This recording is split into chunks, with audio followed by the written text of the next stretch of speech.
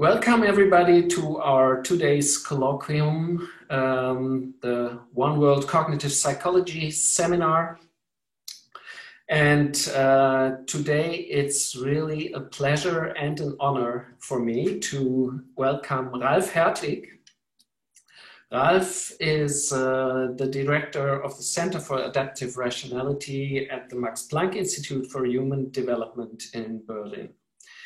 So most of you will probably know him very well, but let me say a few words about his career. After he got his PhD at the University of Constance, he went to the Max Planck Institute for Psychological Research in Munich, following Gerd Gigerenzer and being part of his group. And then after a 3 years research stay at Columbia University, Ralf got his habilitation and then got a call to Basel, where he was a professor for cognitive and decision sciences. And in 2012, then he accepted the call to the Max Planck Institute in Berlin. Ralf's research is innovative and creative and manifold. So he contributed new and creative ideas to models of bounded and ecological rationality and social rationality. He's involved in a lively debate on decisions from experience and the differences they make to the original paradigm of decisions from description. He is also interested in the psychology of risk and lifespan development of decision-making. Furthermore, contrary to the popular concept of nudging as a means to aid policymakers, he rather advocates a concept of boosting, which attributes a much more active role to the agents and the subjects of policies. I will not make an attempt to give you any telling of the numbers of the many publications he has in highly reputed journals such as Psychological Review, Psychological Science, Cognition, or the Proceedings of the National Academy of Science. As a symbol characterizing his research success, I want to mention that he was awarded the Gottfried Wilhelm Leibniz Prize of the DFG in 2017, which is the most important and prestigious German science award. I have known Ralf for more than 20 years now, and it's always a pleasure to discuss science with him, either with a beer or without a beer or with a wine or whatever. And I always find this extremely stimulating, although or maybe because we rarely agree. At least this was the case in earlier days. And looking at the title of today's talk, How Experimental Methods Shape Views on Human Competence and Rationality, I suspect that he might revive this good tradition of amicable disagreement. I'm very happy to have you here today, and the floor is yours, Ralf. I'm looking forward to your talk.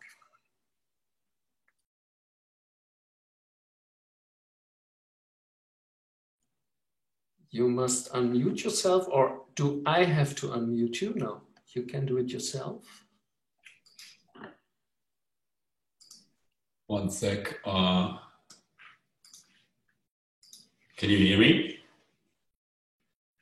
Perfect, Ralf. Okay, wonderful. And you see also the slides.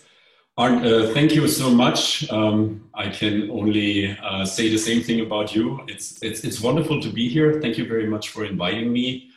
I see a lot of people whom I like very much. Mannheim is a special place for me. I actually also used to live half a year in Mannheim, long time ago. So it's great. It almost feels, it's not feeling like coming home, but it feels like I'm with friends. Today I would like to talk about a topic that is also dear to my heart. And I would like to start out with this quotation by Ian Hacking. Now, Ian Hacking is one of the great philosophers of science, historians of science of the last 50 years. And he was very much interested and is interested in what really advances science. And his argument was in one of his books is that if we want to understand what advances science, theory is important, no question, but let's not just think about theory, let's also think about what people actually do. More precisely, let's think about what the experimenters do, because through the experiments, we are creating really the findings, the observations, the phenomena that we are interested in. And in his view, these practices, what we actually do, is possibly even more important than the theorizing about it. That is going to be the topic of today, and I will be concerned with what one could call, and I think fairly so, as the most important psychological research program of the last 50 years in psychology. And that is, if you look at the impact that this program had on other fields, it has also received 2 Nobel Prizes. It's pretty clear that its impact was, and still is, enormous. And it's a research program on judgment under uncertainty, heuristics, and biases. It's associated with, of course, 2 names whom you all know, Amos Tversky and Danny Kahneman. Amos Tversky and Danny Kahneman wrote a paper in 1974 in which they programmatically outlined the research that they are doing. Up to that point, they had co-authored 4 papers together, starting in 1971 up to 1973. And this programmatic paper in Science more or less outlines the programmatic outlook. And the key thesis in that research was that when people deal with uncertainty and probability, they rely on a limited number of heuristic principles. And these principles are good because they reduce the complex task of assessing probabilities and predicting values to simpler judgmental operations. And then they say, a very important sentence, in general, these heuristics are quite useful, but sometimes they lead to severe and systematic errors. Now, I think we all know that the emphasis that many then have placed was on a second part of this statement, not so much on the first part. The first part then, in a way you could say, was rediscovered in the 1990s by Gerd Gigerenzer and many others who contributed to this program of ecological rationality and fast and focal heuristics. And Arndt was, for instance, one of the people who much contributed to that program, even from a more critical perspective. But Kahneman and Tversky and many others who followed in their footsteps, they were more concerned with the second part, with this idea that these heuristics can lead to severe and systematic errors. And this statement, and also the increasing documentation over the years of these cognitive illusions, biases, they also led a number of researchers to really very strong and very powerful conclusions about our competences and the rationality of the human mind. And I thought I'd give you a couple of examples so that you get a sense of, we are not talking about peanuts here, we are really talking about the essence of the human mind. So Tversky and Kahneman themselves, in 1983, it's their paper on the conjunction fallacy published in Psycho-Review, they argued that a system of judgments that does not obey the conjunction rule, remember that's the Linda task, cannot be expected to obey more complicated principles that presuppose this rule, such as Bayesian updating and the maximization of expected utility. So this is nothing less than really an attack on the basic pillar of economic theorizing, namely the idea that people would be able to learn in a Bayesian way or to exercise Bayesian updating. And by extension, it basically is also an attack on the maximization of expected utility theory, not as a normative theory, but as a descriptive theory. Colleagues of them, Paul Slovic, very famous researcher on risk, argued that we lack the correct programs, that's almost a software metaphor, we lack the correct programs for many important judgmental tasks. Piatelli Palmarini, a well-known Italian psychologist and psycholinguist working at MIT, spoke of us as a species that is uniformly probability blind. We are just simply blind to probabilities. Max Bazerman today at Harvard University is a person working in the business school, argued that the human mind is prone to systematic deviations from rationality.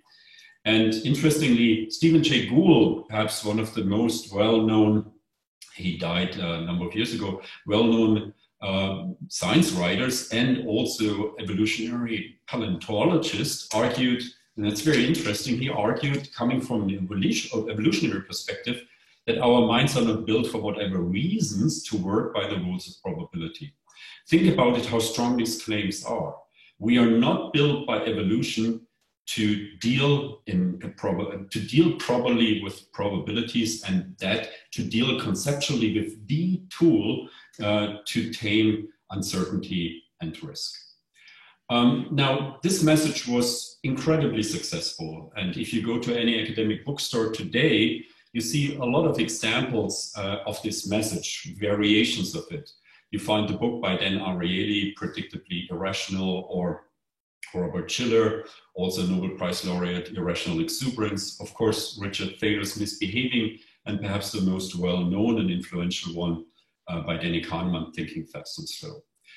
This is just to illustrate that, yes, indeed, this was a very important, very powerful, and still is, scientific message. And it's also a message that is not only interesting for basic discussions about the essence and the nature of the human mind, it also has led to a research program that tries to bring that research to the public policy makers and to public policy debates. It's a program on nudge, which was instigated by Richard Thaler and Cass Sunstein.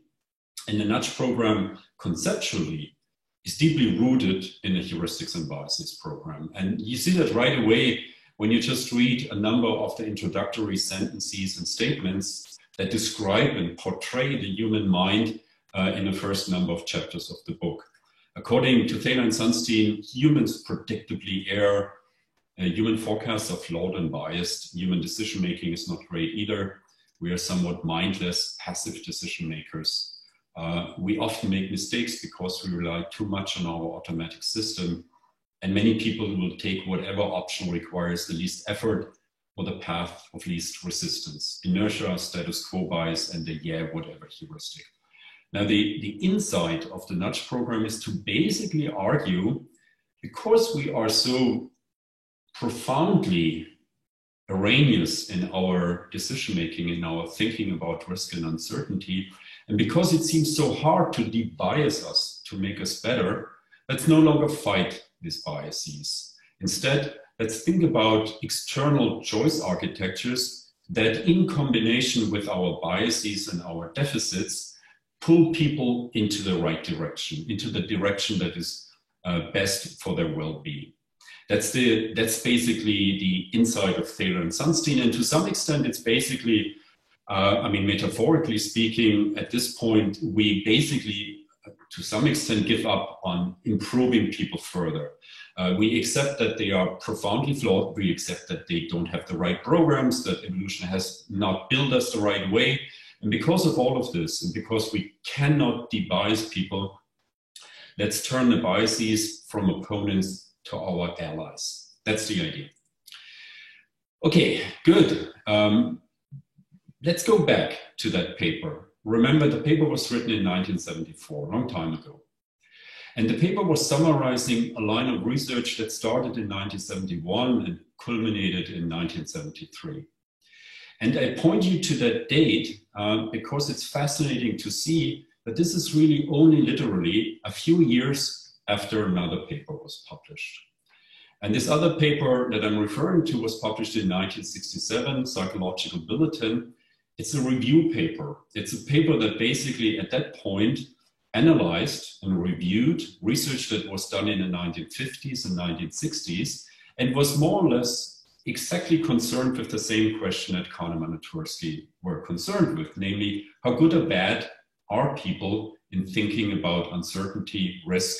How good or bad are they as intuitive statisticians?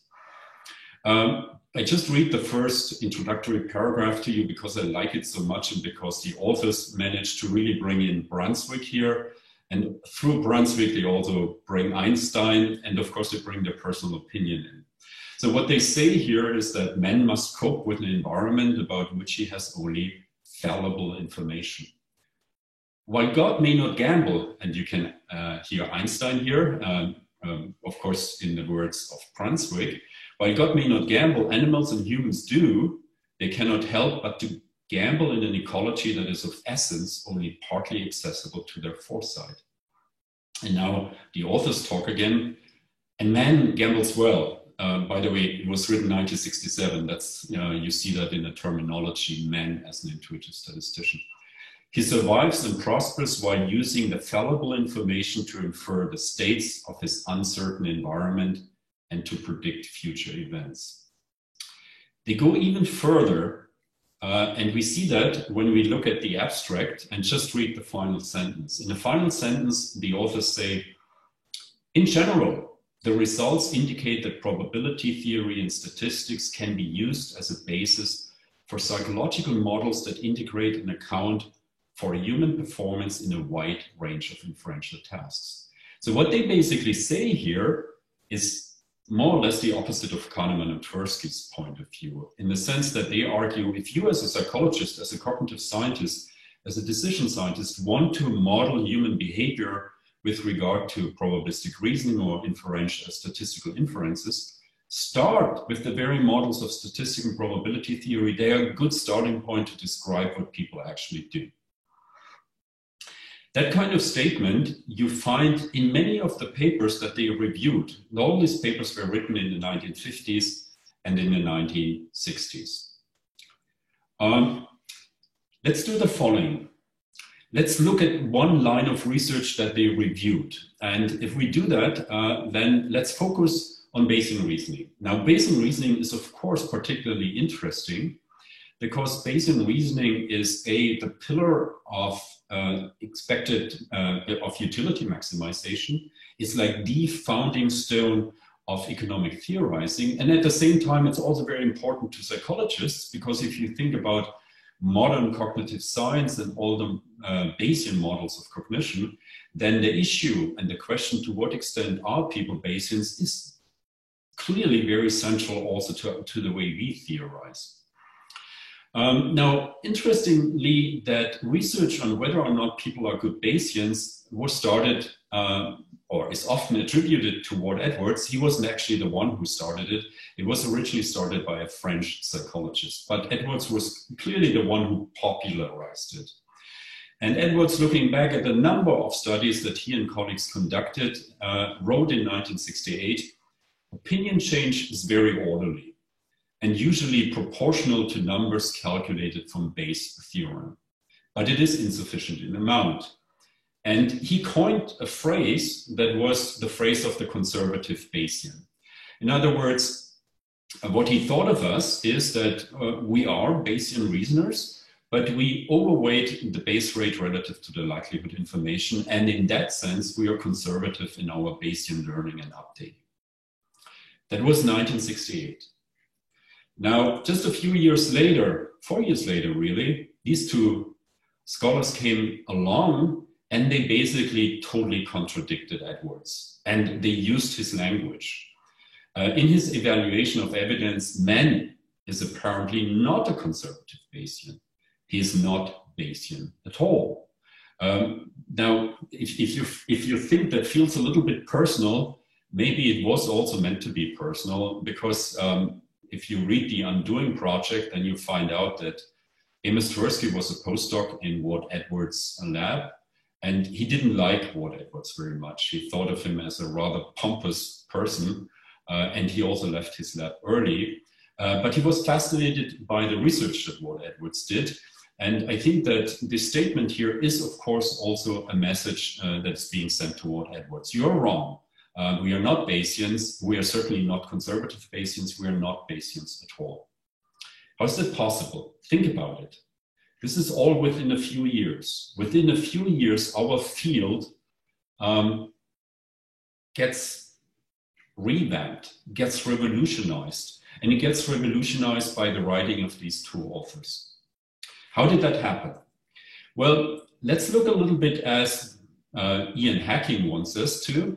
Let's look at the experimental practices. And let's start with an experiment on Bayesian reasoning. An experiment that was described, or at least the gist of it, was described by Ward Edwards in this paper with his colleagues in 1965.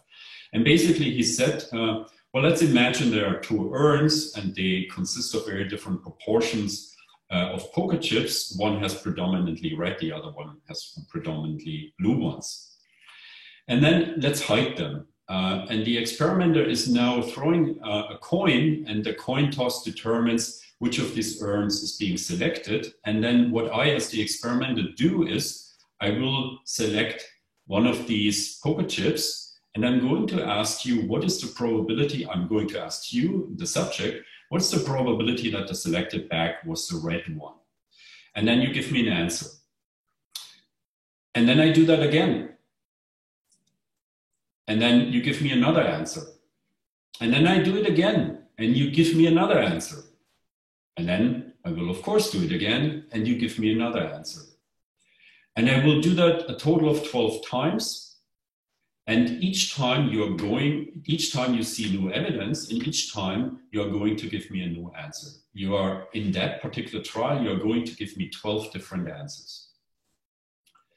Now that's what Edwards did. There are variations of that. Some of it involve physical placement of the urns, actual drawing the coins, but in each time the sequential experience is in place. Now here's what Kahneman and Tversky did. They were very much inspired and motivated by what Edwards did, but they changed the practice of studying it. They basically combined everything in a written description, in a symbolic description in which all the information is available right away. I'm not going to read that to you, that's the text that they used, but basically it's almost an isomorphic representation of what sequentially unfolded in Ward Edwards' experiment. And on the basis of, and what they did is they asked for one judgment. Give me one judgment. What do you think is the probability that? And on the basis of that judgment, Kahneman and Tversky concluded people are no Bayesians at all. So here's the speculation. And at this point, it's purely a speculation. Could it be that, and think about it, in 1967, more than 160 experiments were reviewed in this paper by Peterson and Beach. And they concluded, hey, you know what? People are pretty good intuitive statisticians. And we can use probability theory and statistics in order to describe it pretty well. And then within a few years, Kahneman and Tversky revolutionized that, totally rejected that message and actually established the opposite message. And since then, it does feel like we only know one message, namely the message that started in the early 1970s. And hardly anybody knows this paper written in 1967, nor the message that they advanced at the time. And again, it was built on a set of over 160 experiments. Now, here's the speculation. Could it be that not only our conception of the human mind changed, our thinking of the achievements and the feats and the rationality of the human mind, but could it be that what also changed, possibly unnoticed, is the experimental practice?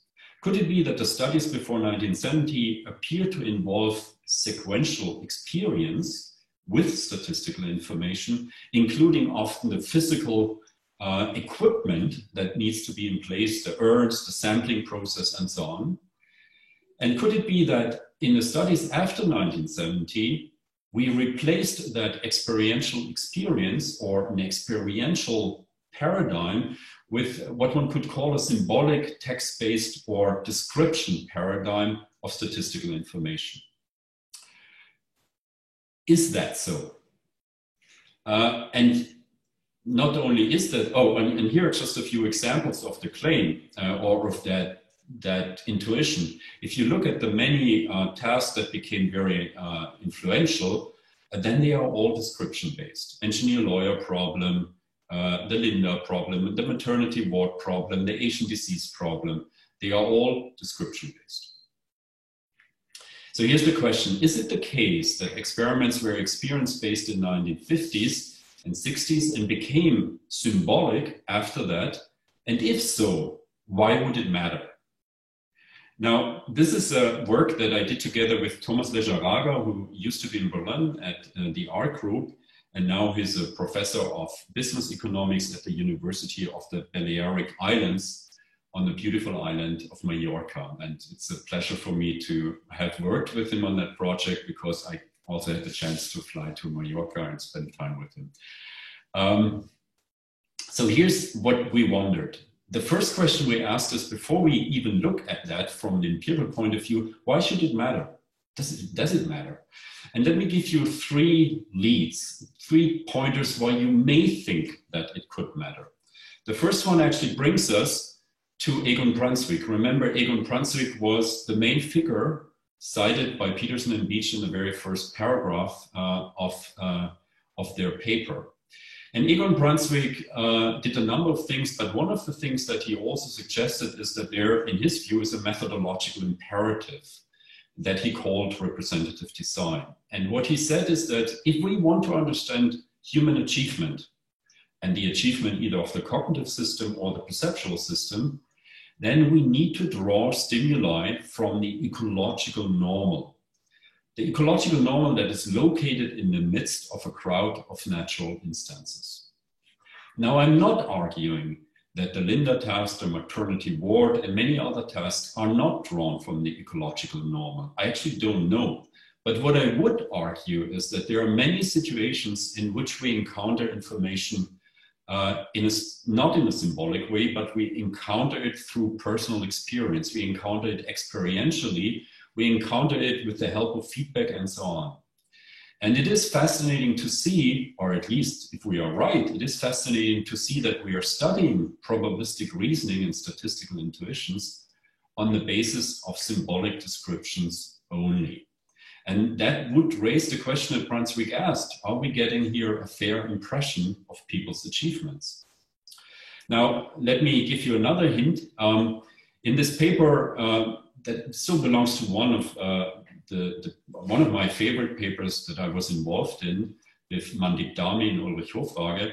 We actually did a systematic review of the literature on representative design and what Brunswick calls selected designs.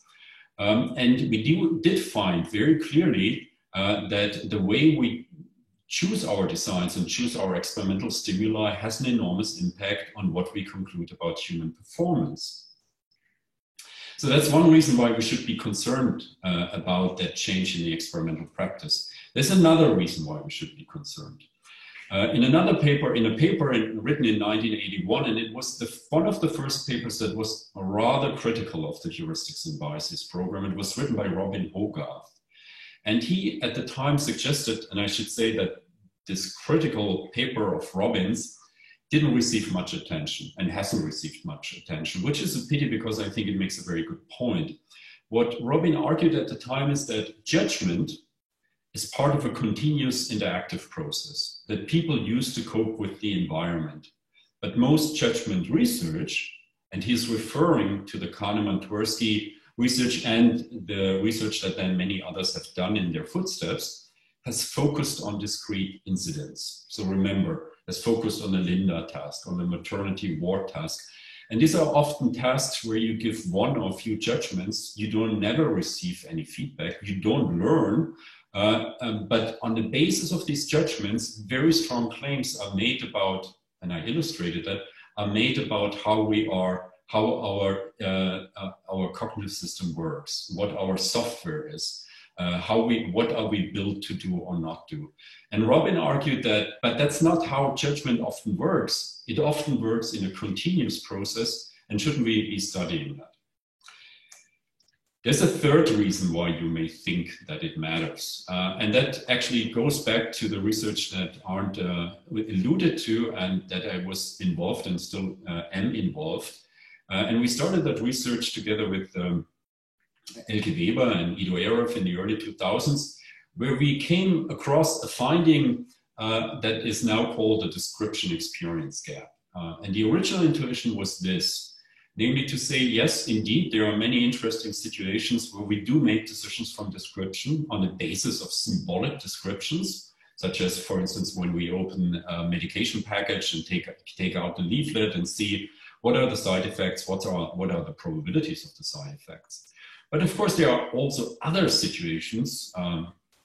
You go out on a first date, and there are no statistics that you could consult. There is no tabulated statistic of the side effects of a romantic dinner, nor are there statistics that you can really regularly consult when you cross the street. And that's what we call decision from experience. We do make inferences in those situations, but they are based on our experience, on our past experience with those situations. And our intuition was that it could well be that even if the information in both situations is roughly comparable, that we are still ending up with very different judgments. And we studied that, and it has been studied, this description experience gap, with various practices, methodological designs. But the one that we were particularly interested in, or that I'm particularly interested in, is what we call the sampling paradigm. And the sampling paradigm works like this, that basically translates the description-based information, which you see on the left side. It's a typical gamble that has been studied. You can choose between losing 3 euros with certainty, or you lose alternatively 32 euros with a probability of 10%, 0 with a probability of 9. And then you are asked to make a choice. And that you can also translate into a sampling paradigm where people originally know nothing about the payoff distributions, but they can sample step by step and eventually get a sense of the probability texture of these options, and then finally make a choice. And just to illustrate that a little bit, here's a short clip where you see a person basically sampling from 2 urns and seeing outcomes and getting a sense of what is in that urn. And here on the left, there seem to be basically only 3 francs in it, which is good. On the other one, oh, there's a 32, but there are also zeros. So you get a sense of what is in the urns and also what is the respective probability. And a person can sample as long as he or she wants, but if or she is content with the information, he will stop and indicate that I'm ready to make a choice. And now the person chooses the green, the left urn. And then that is being incentivized accordingly. Now, this sampling paradigm was quite successful in the sense that it attracted people's attention, and many studies have been conducted on this description experience gap, originally all on risky gambles. Later it moved out and has been moving out into other interesting behaviors. There are different ways to think about this gap and also to illustrate it. Now here I've chosen a way that we have talked about in a review paper that came out in Psychological Bulletin, where we basically analyzed thousands and thousands of experienced and descriptive trials. And what you see here in that graph is that it's basically the proportion of maximizing choices, so rational choices, if you will. And what you see that in description, the likelihood that people maximize is not much larger than 50%. It's pretty much chance, not quite, but close to chance. In the experience, when the experience was complete, meaning that all the outcomes have been experienced, the maximization tendency is much more pronounced. When the experience was incomplete, people didn't necessarily see all the events, in particular not the rare ones, then they maximize on the basis of the sample that they experienced, and that maximization tendency is very pronounced, up to 90%. So in other words, this graph suggests 2 things, namely it can make a huge difference whether you act on the basis of description or whether you choose on the basis of experience. And here there seems to be at least some indication that people are also acting more in a classic sense rational than they do in description, which is basically suggested by the comparison also between Kahneman and Tversky and Edwards and Philip and his colleagues. Now, I gave you 3 reasons why it should matter. So there's Brunswick representative design, there's Robin Hogarth's argument of judgment is a continuous process, and there's the description experience gap. If you take all that together, On that basis, you may suspect that possibly there's a real interesting difference between Kahneman and Tversky and the intuitive statistician program that was the predominant program in the 1950s and 60s. Namely, that the experimental practice is different, more experiential based in the previous tradition and much more symbolic descriptive based in Kahneman and Tversky tradition. Okay, but is it so? Now, the first thing we wanted to do is we wanted to find out whether is it so. And we conducted a first analysis. And in this first analysis, basically, Thomas and myself and some other raters who helped us basically analyzed all the 163 experiments reported in Peterson and Beach. A lot of experiments. And we looked at the 4 experimental papers that Kahneman and Tversky wrote in between 1971 and 1973. And what we did is that we analyzed and coded these experiments on those dimensions. These were all dimensions that we thought of as indicators or proxy of the description experience distinction. So we wanted to know to what extent these experiments were providing people feedback, to what extent they allowed people to practice before they started with the experiments and were their practice trials, to what extent were the stimuli physically present as opposed to only invoked descriptively, to what extent was multiple testing allowed, which means that I'm not asking you just for one judgment, but I ask you for many judgments. And to what extent are stimuli objects as opposed to people? Now that's orthogonal to experience description, but that's an interesting difference anyhow between these two research traditions, because one of the things that Kahneman and Tversky clearly did is they were much more interested in real world scenarios in which people were invoked. Of course, the moment you invoke people, it's very hard to physically represent them. You then talk about them in a symbolic way. What Edwards, Peterson, and Beach, they typically talk about the urn experiments, the dice and random devices, and they can be physically represented. So there was a switch, we suspected, from objects to people. Okay, so we analyzed the experiments on those dimensions, and here's basically what we find.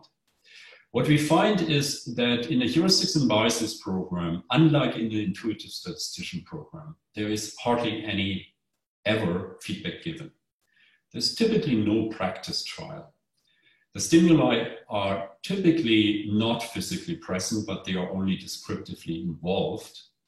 There is multiple testing, and I'll return to that in a minute, and the stimuli are typically people and not objects. That's almost the other way around in the intuitive statistician program, where not always, but often feedback is given. There's often practice trials. Stimuli are very often physically present. There's always multiple testing, and stimuli are objects, not people.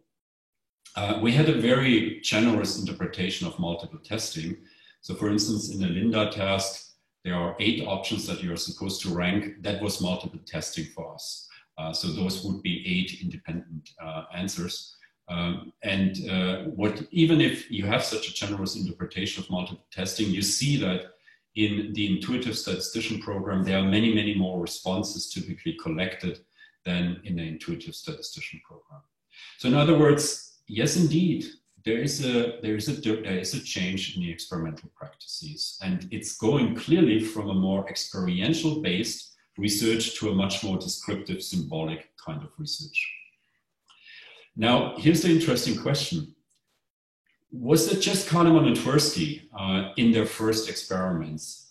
Or was it the case that with their experiments and with the fascination that their experiments triggered and evoked, did they change their experimental practices? In other words, did other people who followed Kahneman and Tversky, did they adopt the previous style of experimentation, or did they adopt Kahneman and Tversky's new way of experimenting? In order to answer that question, we did another analysis, and we went to a review paper that was written by Jay Köhler in 1996. And basically, Köhler looked at basically all the Bayesian reasoning experiments that he could get his hands on. He looked at a total of 180 studies. We focused on those experiments that were conducted after Kahneman and Tversky published their paper in 1972. And we were interested again in the same kind of dimensions and asked the question, now, where would it be? Would it be more influenced, this research, by Kahneman and Tversky, or more influenced by Peterson and Beach? Here's what we found. It's fascinating to see is that basically the research that's reported in Köhler and was done after 1972 is basically the research that Kahneman and Tversky instigated, the research practice that they instigated. And it's a clear move towards symbolic descriptive experimentation, away from the kind of experiential experimentation that was done in an intuitive statistician program.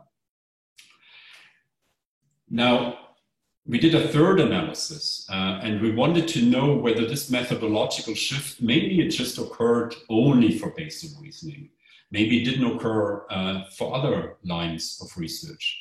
And so what we did is that we identified basically 3 topics that were people were interested in and studied a lot. The conjunction fallacy, the anchoring and adjustment phenomenon, and framing effects. And we didn't select the studies ourselves, but basically we relied on review papers. And the selection of the studies was done in the review papers, not by us. So you see the respective review paper, and you also see the number of experiments that we additionally analyzed, again, on the same dimensions. And basically what you see that in all these traditions, on the conjunction fallacy, on anchoring and adjustment, on framing, it's mostly by a huge margin, it's symbolic descriptive representation of the experimental setting. There's hardly any feedback, there's no practice or hardly any practice. Stimuli are not physically present. The stimuli are often or almost exclusively objects, people and not objects. Also, if you look at the median number of responses, again, the numbers are much smaller than they were in the intuitive statistician program. In framing, it's on average 4.5 relative to 75 in the intuitive statistician program. Okay, I think and I hope I have convinced you that something interesting is going on. It's not just that Kahneman and Tversky really revolutionized the way we think about the human mind and think about our ability to reason probabilistically. What they also did is that they changed the way many psychologists and many decision scientists run their experiments. And for us, Thomas and me, it was very interesting to see, we talked a lot with people who were involved in the research at the time. So the elder statesmen and stateswomen in the community, for instance, with Beach. And it was interesting to see that also Hal Arkes and Robin Hogarth and others, that they pointed out that it's interesting that you guys see that or found that out. We weren't aware of it. We weren't aware that we have totally changed the way we run our experiments. What are the implications of that? I think it actually has really interesting implications also for us and for the presence and for the way we run our experiments. Here are a number of implications that I want to work out a little bit with you. The first implication is this. This is a commentary that was written by Alison Gopnik, one of the most well-known developmental psychologists, who had a regular editorial in the Wall Street Journal and who wrote in 2014 this interesting comment in which he was entitled "The Surprising Probability Gurus Wearing Diapers."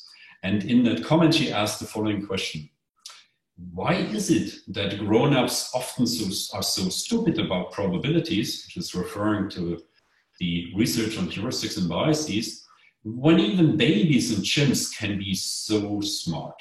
Why is that? How can it be? Now, here's a possible answer. I'm not saying that's the only answer, but it is a possible answer, and that is an answer that Christian Schulze, who's in ARC, a wonderful cognitive scientist, and myself tried to work out in this paper that you see at the bottom of the page. And basically, the answer is, again, that what we basically see in the distinction between heuristics and biases and intuitive statistician, you see here duplicated. Think about, how do we study chimps and how do we study babies? Most certainly not in terms of symbolic descriptions. We study them with the help of sequential presentation of information. Let me give you just one example. This is a paper published in PNAS, and it studies babies and their statistical intuitions. And basically the setup is physical and the setup is sequential. So there's the experimenter who draws from a box from an unknown population balls, and the balls up to that point, they are to the left of the experimenter, are red. And the experimenter keeps sampling. There's a white one and samples again, and there's a red one, and that continues. And then at some point, the experimenter opens the box. And the box could look like this, namely pretty unexpected, in the sense that the proportion in the sample is very different from the proportion in the population. And that's what they call the unexpected population. And they also had an expected population where basically the sample proportions and the population proportions are more or less matched. And what is then being measured here is the looking time. So how long does the baby look? And the looking time is taken as an indication for how surprised the baby is. And basically what the authors then find is that the babies were much more surprised in terms when they saw the unexpected population relative to the expected population. And the authors interpret that as first signals, an indication that the babies are pretty good intuitive statisticians. Now, this is just one of many papers that have been published advancing this message, namely that babies are probability gurus wearing diapers. Here are just a number of papers, it's not a random sample, but it's a sample of headlines that you can see, all of papers that have been published over the last number of years, and they all conclude one thing, that babies are surprisingly good in their intuitive statistic abilities. But again, the research practice is very different from the research practice that we typically use when we study the adult human mind. Now, those are babies. How do we study chimps or monkeys, as in this case? Now here, the authors were interested in the extent to which monkeys are good, making good lottery choices. And the monkeys are offered here peanuts and pellets. They like peanuts a lot, so peanuts is what they want. And in the first condition, you see that on the left upper line, they were offered 240 peanuts, 60 pellets, and 60 peanuts and 240 pellets. And the monkeys had no problem picking the left one. Now, is that intuitive statistics? No, not necessarily, because maybe they just simply thought, well, there are more peanuts in one than in the other. So pure numerosity heuristic, that is not necessarily intuitive statistics. That's why the authors run a lot of other conditions, and I'm not going to show you all these other control conditions. I just want to show you the second condition here so that you get a sense of how it's done. So they see these two urns, and then the experimenter offers them to them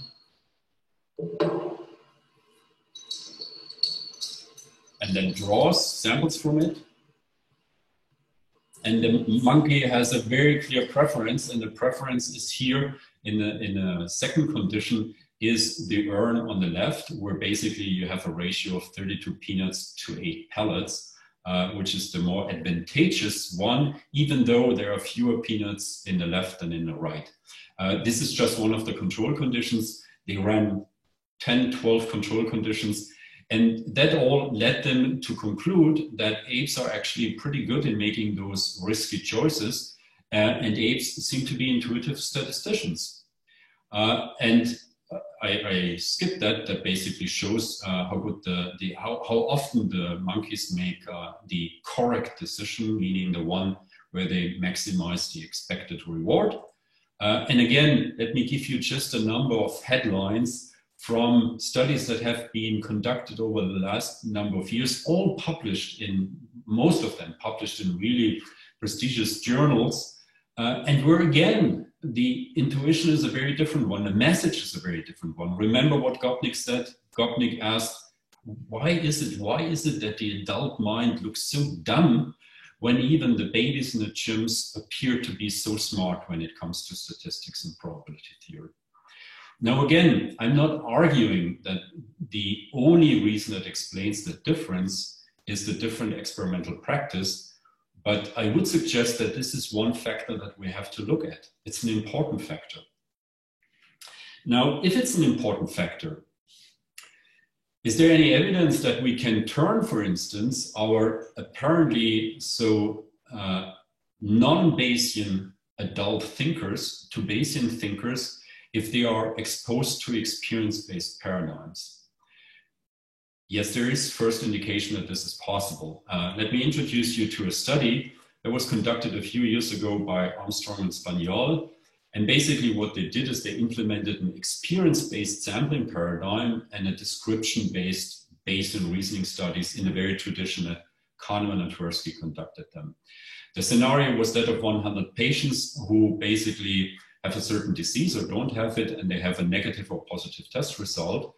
And basically in the experience condition, people sample patient by patient by patient, and in the end come up with a Bayesian estimate, given that the patient has a certain result. And then they compared that, giving the same kind of information in the description format also to their subjects. And basically here's the findings that they find. What you see here is the distribution of the distance between the normative answer and the actual answer. And what is in red here is the experience distribution. In blue, you see the description distribution. And ideally, you want the difference to be 0. And basically, what you see is that the deviation between the actual and the normative answer is on average much smaller in the experience condition than in the description condition. In other words, in experience, and that's what the authors argue, in experience, people, adult reasoners, look much more like Bayesian reasoners than they do in description.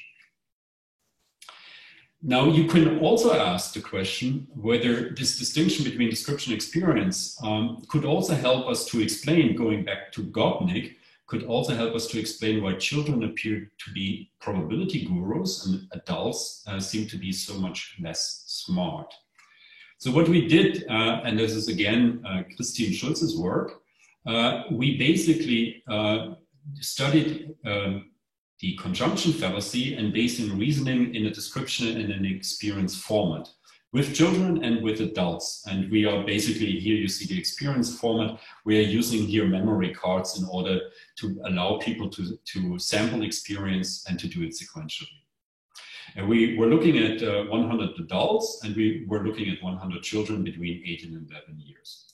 And here's what we found with regard to the conjunction fallacy reasoning. In description-based reasoning, we find that on average, only 90% of children gave correct answers in 19% of the cases. The adults in 48% of the cases. So in other words, the adults are clearly better than the children. Okay, that's description-based, but there are still many adults who get it wrong. Here's what happens in experience. In experience, both get much better. And then if you do the following comparison, if you compare the 84% that we find in experience-based in children, and that's how babies and young children would be typically studied, with the 48% of adults, then suddenly the children look smarter than the adults do. They are not smarter, they are not better. Why would they and how should they be better? But of course, you can choose the experimental conditions such that it does appear as if the children are superior in their reasoning competences than the adults. And basically, we find that for the conjunction fallacy reasoning, you also find it in a similar way for Bayesian reasoning, where the performance is in the description format much lower because it's also more complicated, the task. But you clearly boost performance in the experience condition. And again, if you compare 53 against 18, it again looks like children are Bayesians and adults are not. Of course they are not, but if you compare across experimental treatments or practices, then it appears as if the children are superior reasoners. Long story, let me come to the end and let me come to my conclusions. What have I learned based on this work and based on working with Thomas and Christine on this set of different studies? Here's what I learned. I do believe now that the experimental methodologies can be and possibly are key to what we conclude about human competences and rationality. They are absolutely key. We need to be aware of that and we need to think about that. For me, the issue is not who is right or wrong. So I'm not arguing that Peterson and Beach were right and Kahneman and Tversky are wrong. Not at all. Because both of them studied particular samples of the environment that are important. Of course, we think probabilistically when we deal with symbolic descriptions. We do it all the time when we go to the doctor, when we look at medication, when we read up on COVID or other contexts. But we are also probabilistic reasoners when we don't have such symbolic descriptions, when we are involved in a sequential experience, in the sampling processes, and so on. So the argument that we advance is that the goal must be to get a comprehensive view of human competences and rationality. And that must include the processing of symbolic descriptions, but it also must be including the process of learning and of experiential designs. Psychology, after all, is the discipline of the study of learning. And it is a bit my fear that through the very elegant and also convenient research practices that Kahneman and Tversky have established in terms of symbolic descriptions, that we have lost sight of the learning process, of the continuous process that Robin Hogarth also reminded us of. So in a way, when we keep thinking about how good or bad people are in their probabilistic reasoning, we also need to allow for the fact that people learn, that they get feedback, that they get to engage physically with the environment about which they may need to make inferences. Clearly, babies and chimps are not superior. I made that point, not superior intuitive statisticians. That's a wrong conclusion. That's not correct. They are not better. But the experiential methodologies support their competences or are conducive to their competences. And we can clearly show, and I gave you a few examples, that adults, and actually Peterson and Beach showed that already, that adults can be pretty good intuitive statisticians if we put them in experiential contexts. If we confront them with symbolic description-based contexts, they are not, for various reasons, they are not as good as we want them to be, even though their description isn't equal description. And we can talk about that later in the discussion. And with that, let me come to the end. And my final point, and it's also a point that's dear to my heart, and these are the policy implications. What we currently see is, as successful as the heuristics and biases program was, and as much as we forgot about the preceding research program by Ward Edwards and colleagues, the nudging program is incredibly successful. And the nudging program, the bottom line of the nudging program, at least the innovative part of it, is really, let's not try to make people better reasoners. Let's think about choice architectures, because we cannot improve people's reasoning. And what I would argue, based on the research that I presented to you and based on the concept of boosting, which is an alternative framework to public policy making, is yes, we can improve people's competences. And I also think we have to. There are no other choices. Let me give you two examples.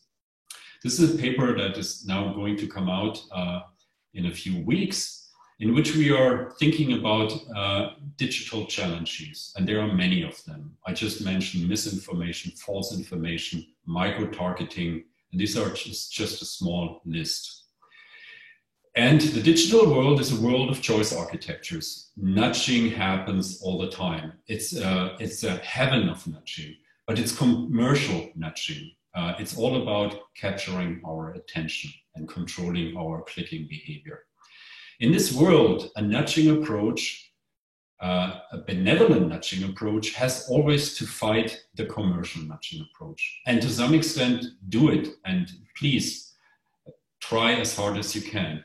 But that cannot be enough. On top of that, we also have to improve and foster people's competences to deal with things such as micro-targeting and misinformation and attention capturing and so on and so on.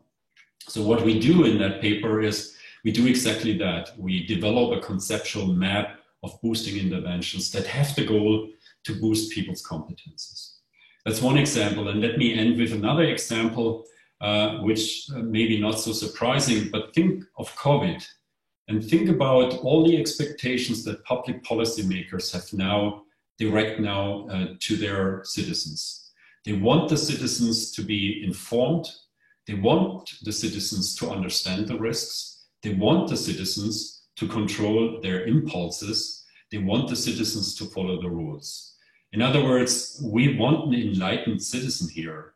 We are building on it. In fact, the future months to come are building on that notion that we have a competent citizen.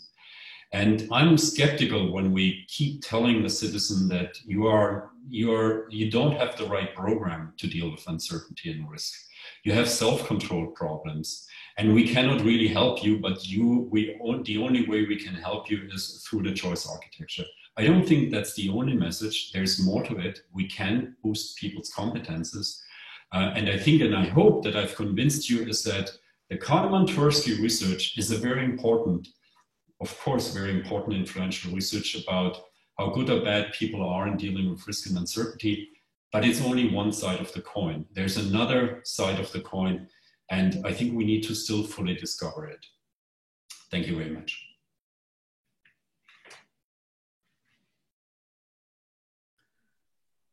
Thank you very much, Ralf, for this really inspiring talk. And I'm afraid there is not too much to disagree with, but maybe others in the audience have more to discuss. So a little introduction. So we open the discussion now. We have 1 hour, half an hour for discussions and questions. So we prefer that you please use the raise hand tool, which you can find in the participants menu. And you can also write messages or questions or comments to the chat. So I already have the first person here, Markus Knauf. I unmute you and please ask your question. Oh, didn't I? Yeah. So, can you hear me? Yes, very well. Yeah. Hi, Ralf. It was a very nice talk and nice to see you again. Hi. My question is, if we take even a view from more distant thing, then I think we easily will find many examples for what you told us about the area of reasoning and thinking in almost all areas of experimental psychology, where results and theories depend on the method that we use, experimental design, and so on. And now I have a big question for you. I just want to hear your opinion. What does it say about the ultimate goal of science to get something like the truth, or so something that is related to how the mind really works and so on?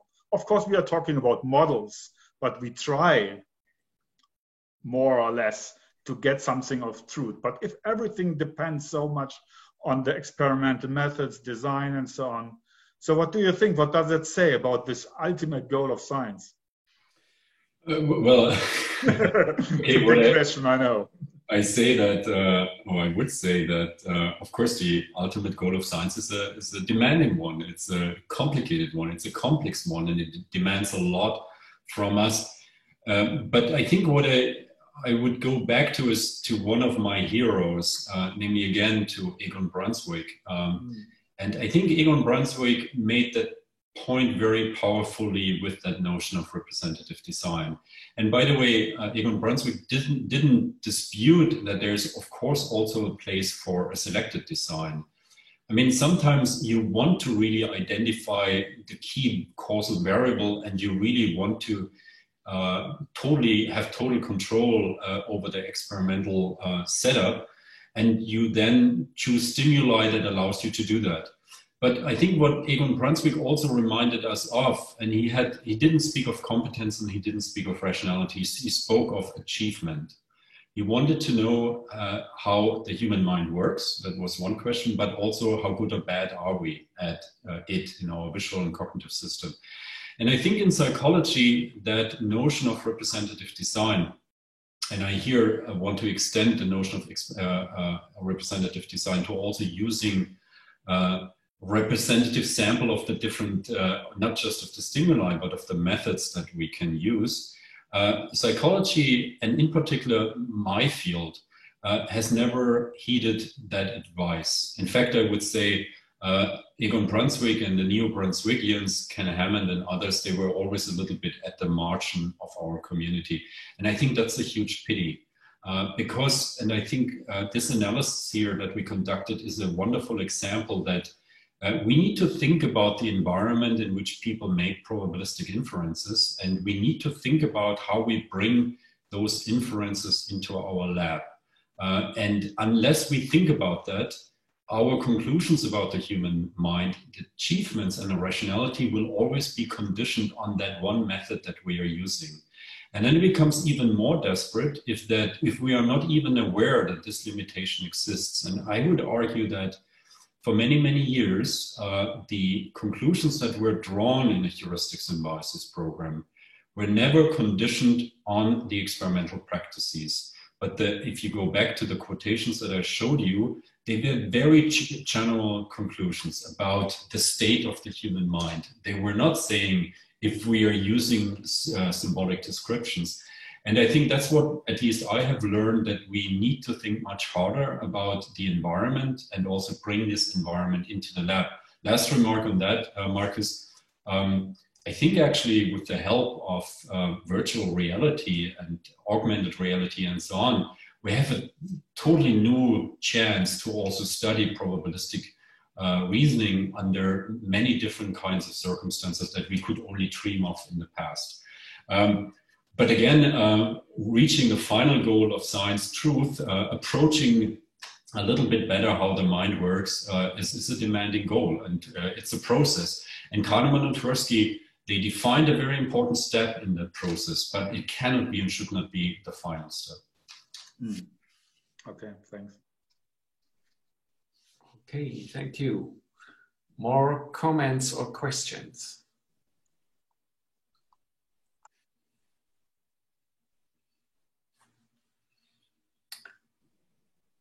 If this is currently not the case, then I might ask a question. I always have a problem with this representative design argument. I have two questions. The first is, doesn't this depend on the scientific goal that I have? Brunswik and you focused on rationality or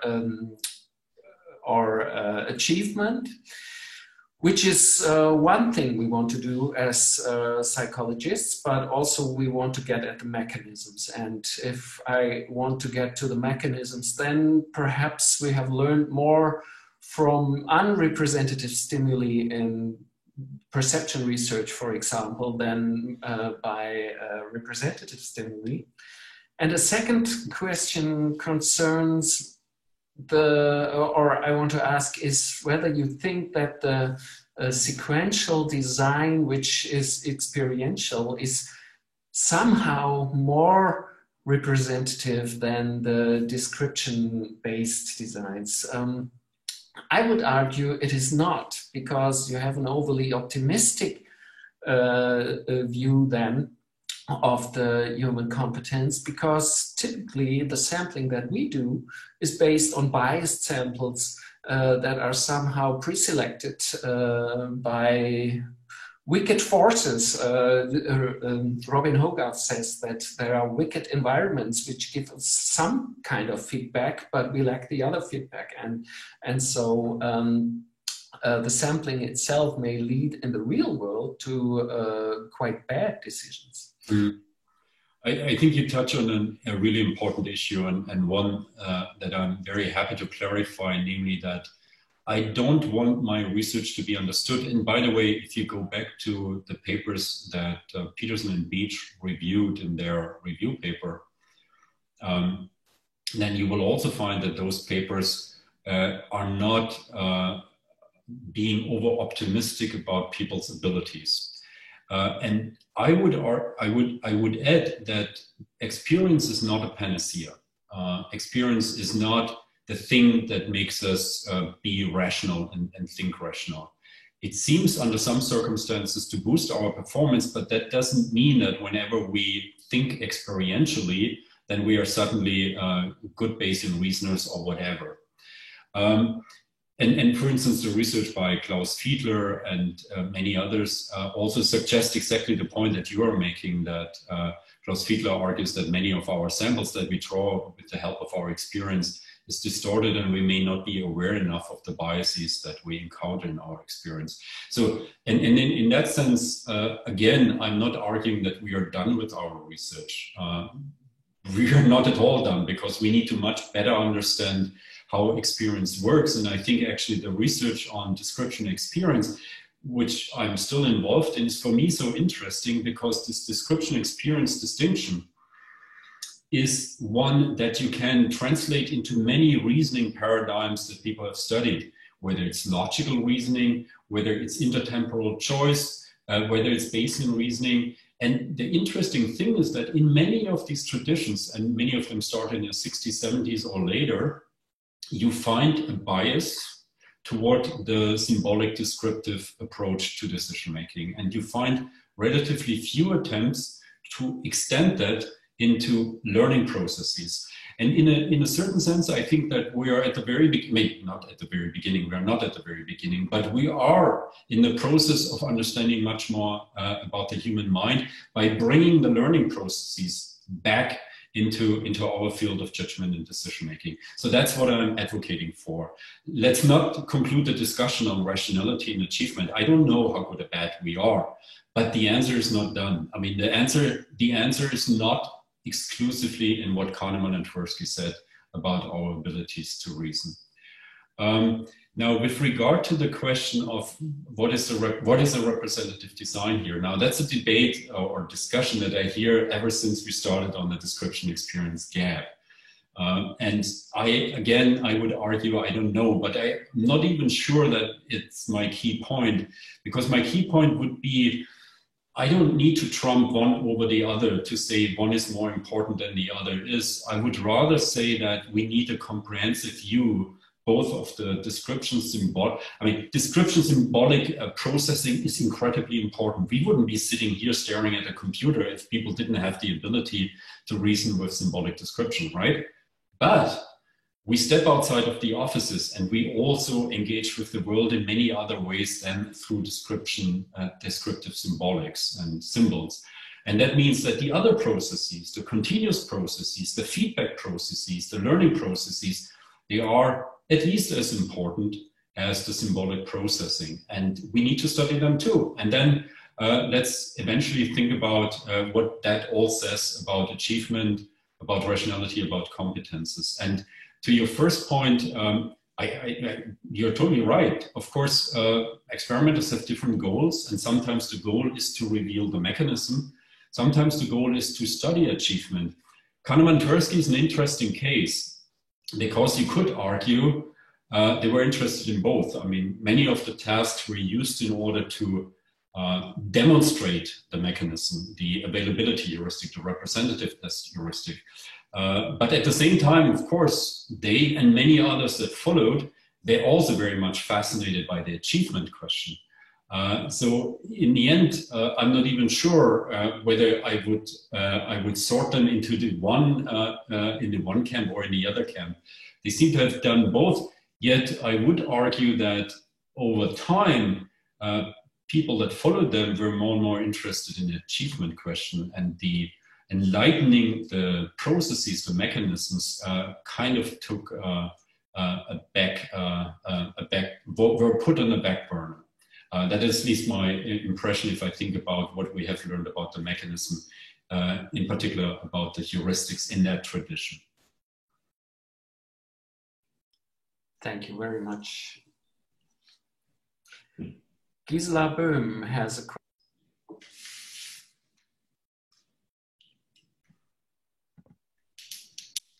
Hi, Ralf. Hi Gisela. Long time no see. Long time no see. Very fascinating talk. Thank you, and good seeing you. You finished with discussing the COVID example, and that we need an enlightened citizen and people who can understand the statistics. But how would you actually approach that and achieve that to bring across the probability? The number of corona skeptics and opponents to the measures is increasing despite exploding infection numbers. So how could you communicate it? Just visual depiction, the graphs doesn't do it. Apparently the pictures from Bergamo or New York didn't do it.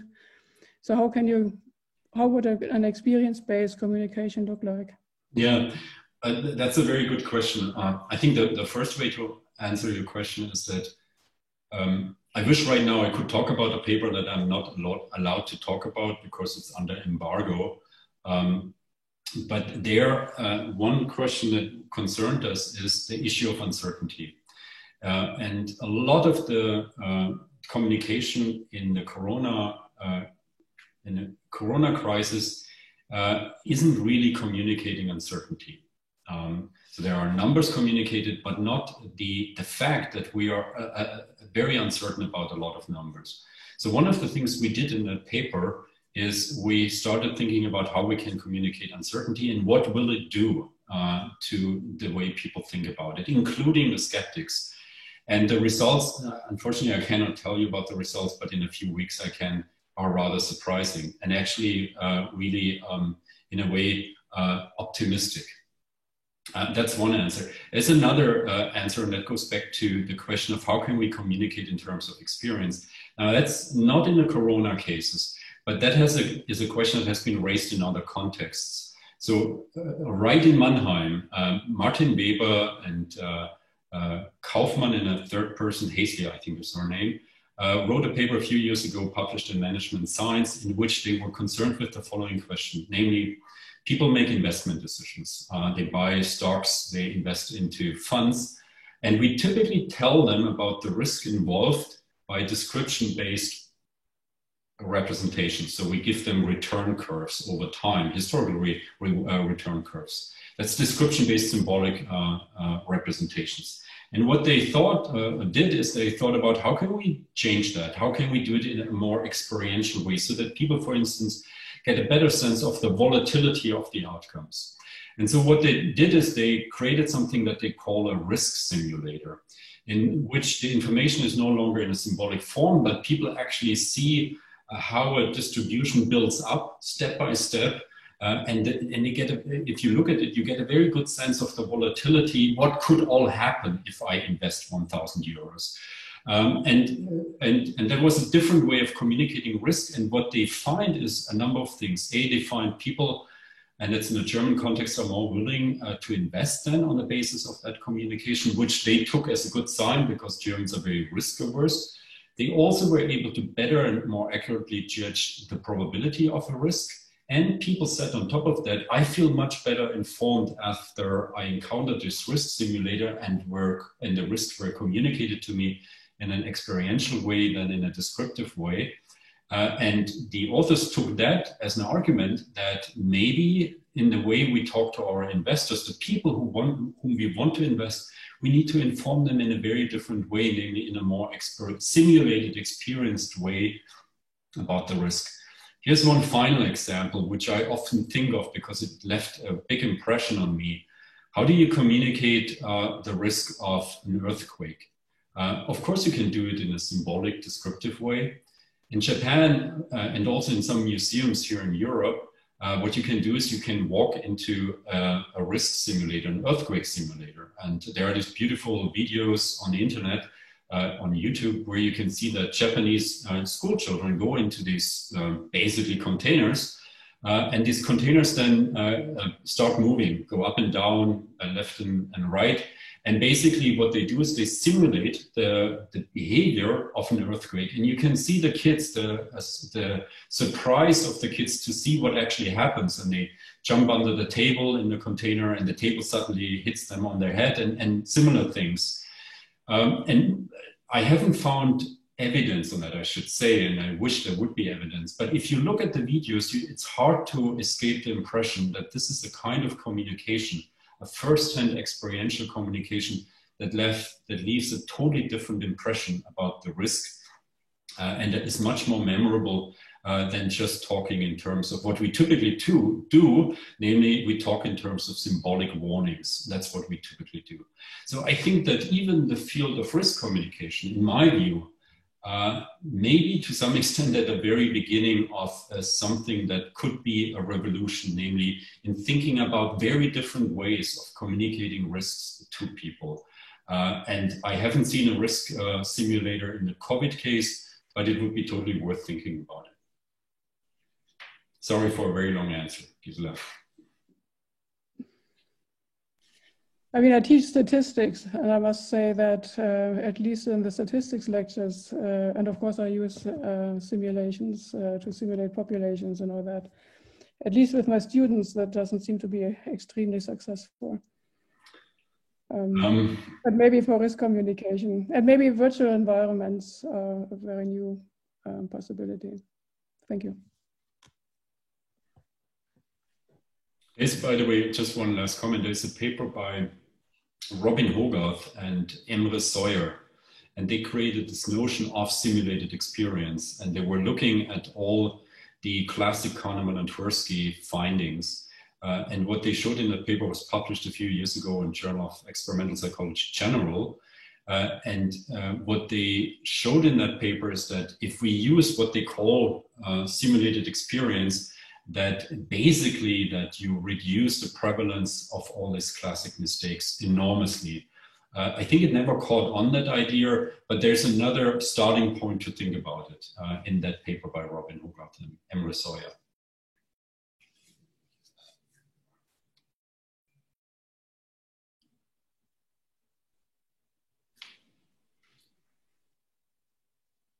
Are there any more questions or comments? Or so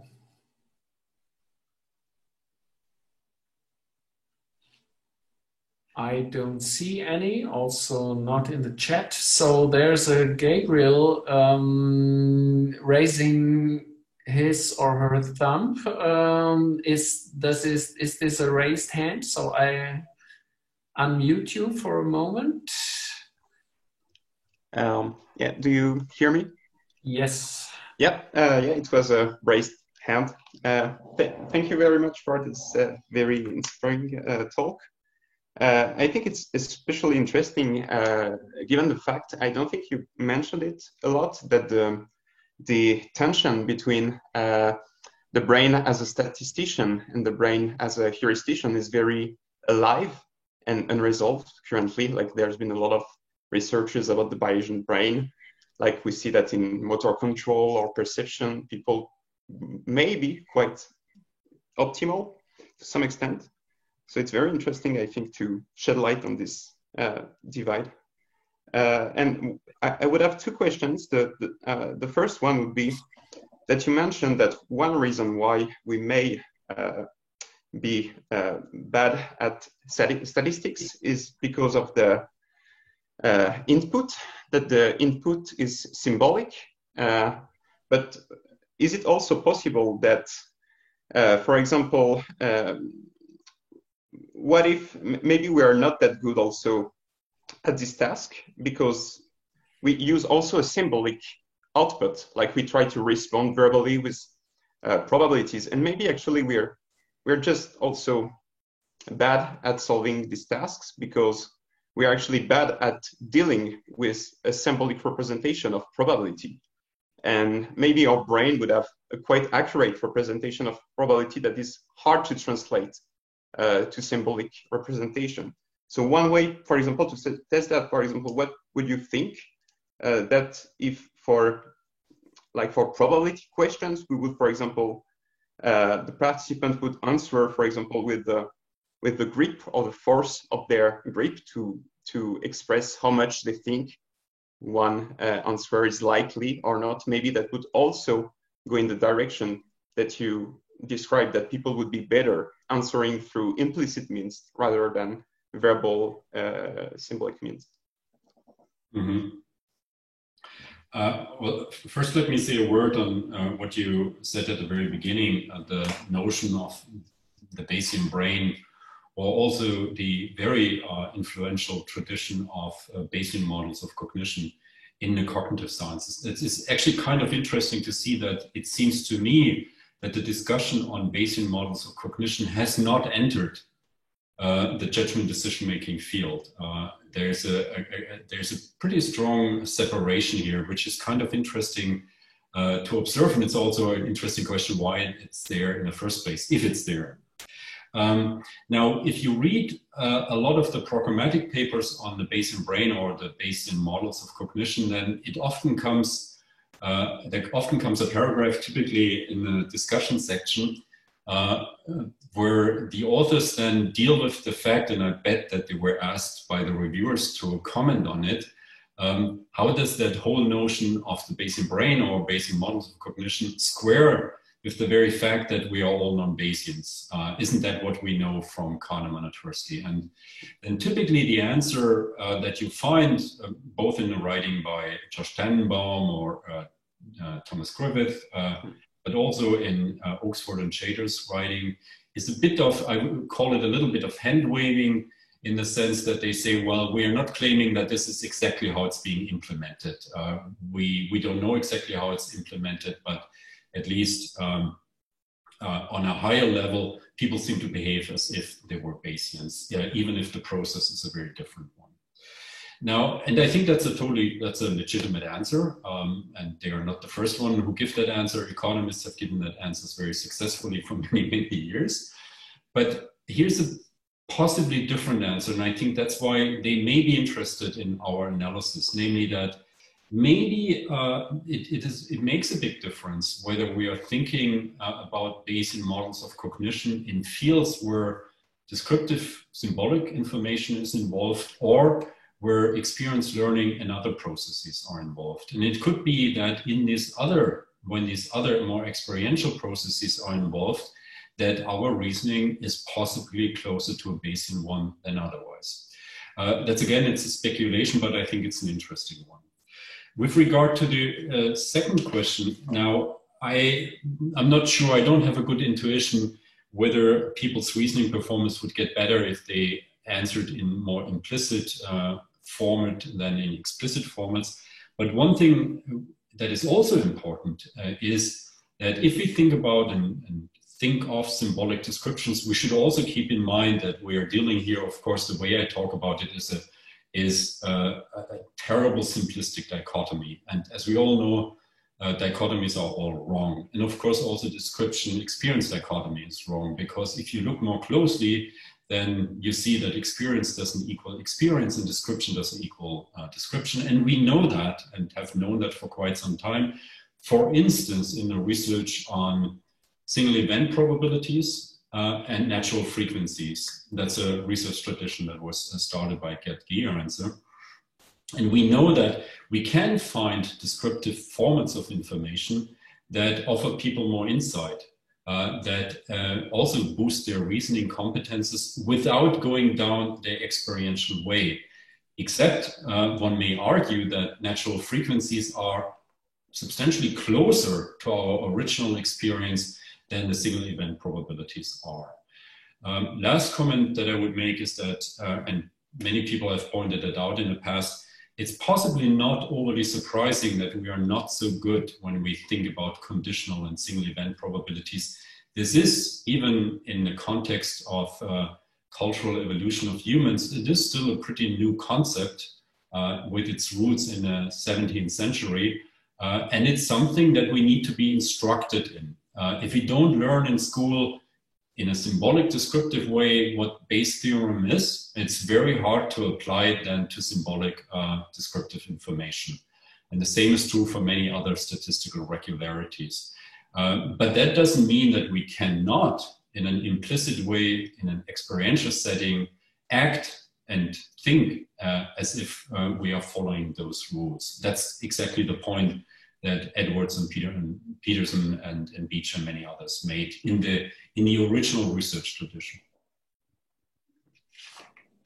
Okay, thanks for your answer. Okay, thank you very much for the question and the answers. We have used up all our time, which is a pity, but I think we should end it now. So thank you very much again, Ralf, for this inspiring talk, which I think will stimulate a lot of thinking about the impact of our experimental procedures. And yes, thank you very much. And I thank the audience for being here this evening, and I wish you a good evening. And I can only join and thank you all for spending time with me here and for inviting me to be here in the first place. Thank you, Arndt. Thank you, Edgar, and thank you to all the organizers. Thank you, Ralf. It was great.